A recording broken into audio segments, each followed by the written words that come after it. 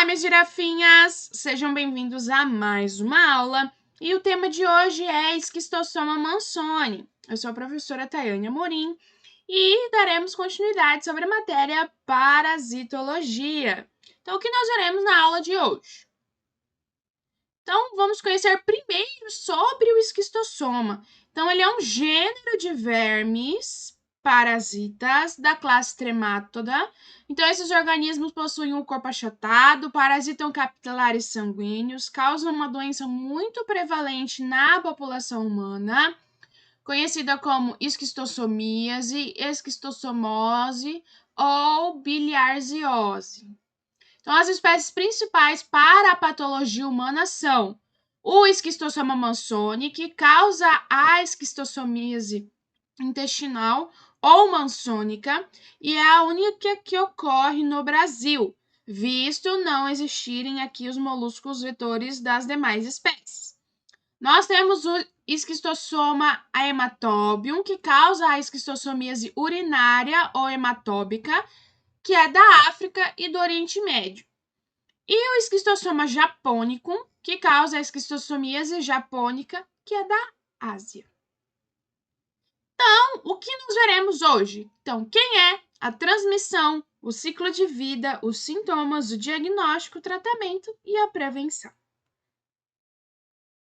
Começando por quem é. Então, o esquistossoma mansoni, ele é um euminto pertencente à classe Tremátoda da família Scostossomatidae e o gênero é esquistossoma. O nome dado à doença é esquistossomose.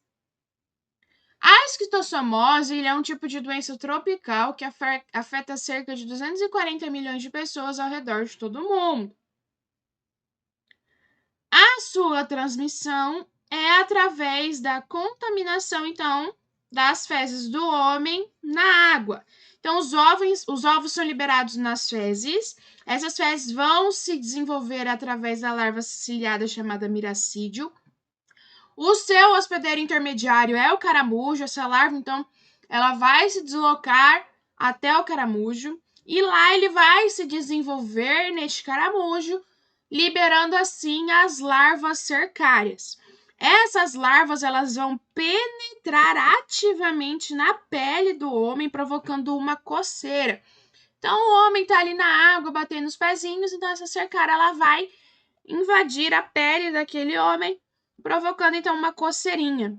E o homem é o hospedeiro definitivo. Então, nas veias do mesentério do intestino do homem, os vermes adultos eles vão copular, formando ovos e assim são liberados novamente nas fezes. O seu ciclo de vida. Então, começando ali pelos ovos, então eles são liberados nas fezes. Esses ovos vão eclodir e vão ser liberados nos miracídios. Esses miracídios eles vão penetrar no tecido do caramujo, ali no número 3.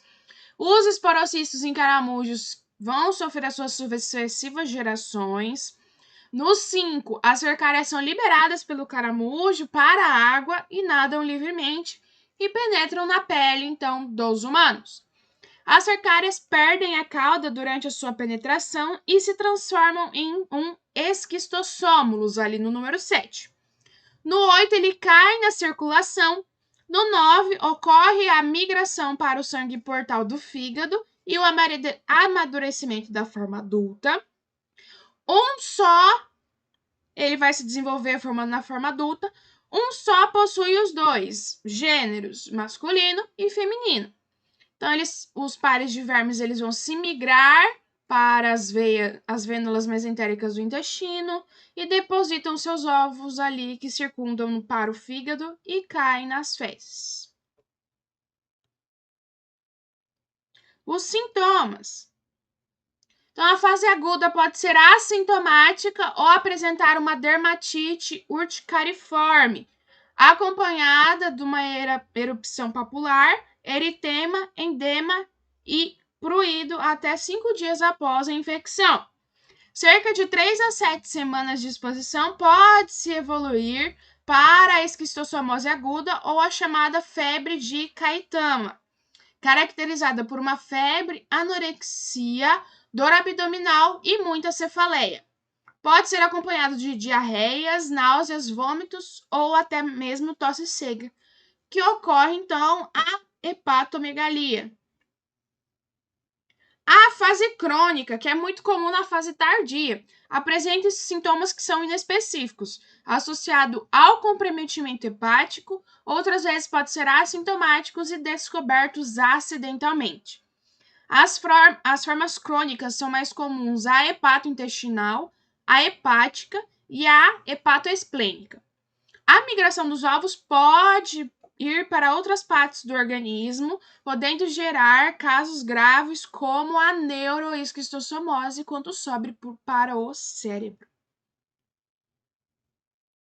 Então, o diagnóstico pode ser feito pelo quadro clínico epidemiológico, o exame parasitológico de fezes, preferencialmente com a técnica quantitativa de sedimentação, a biópsia retal ou hepática, que apesar de não recomendada na rotina, pode ser útil em casos de suspeitas e na presença também de exames parasitológicos negativos.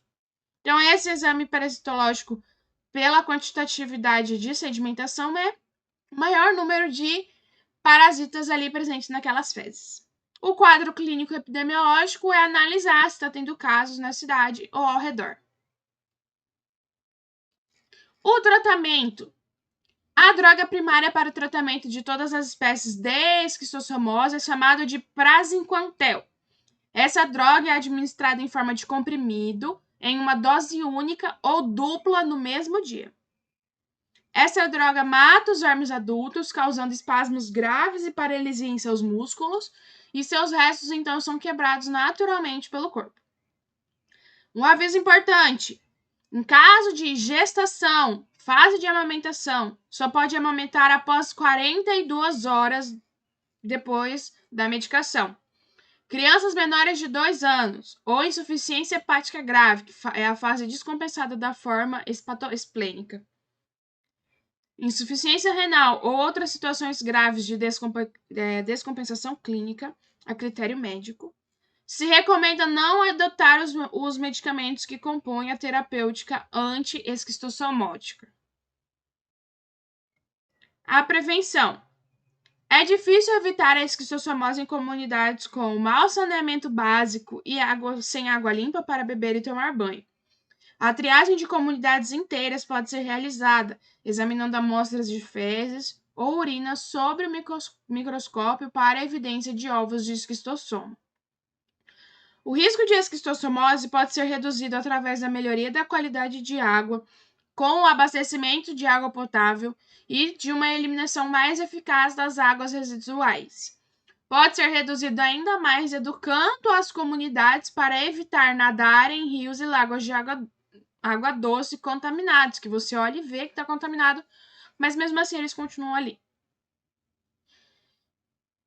Atualmente não existe vacina para a prevenção da doença causada pelo esquistossoma mannsoni.